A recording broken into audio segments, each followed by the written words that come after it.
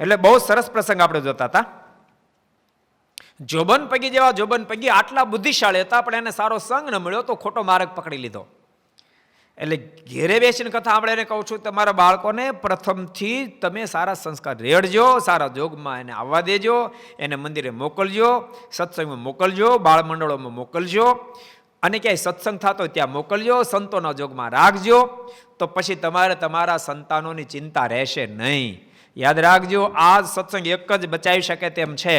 એને સિવાય કદાચ તમારી પાસે સંપત્તિ છે, તમે સારામાં સારું એજ્યુકેશન અપાવી શકશો, સારામાં સારું એજ્યુકેશન અપાવી શકશો, સારામાં સારી સ્કૂલની અંદર તમે દાખલ કરી શકશો, 2 લાખ લેતા હોય વર્ષના એ હોસ્ટેલમાં તમે દાખલ કરી શકશો.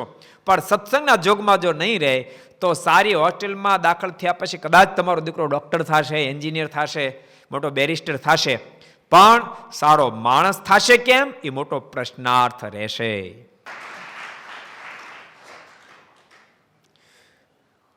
એ પ્રશ્નાર્થ મોટો રહેશે.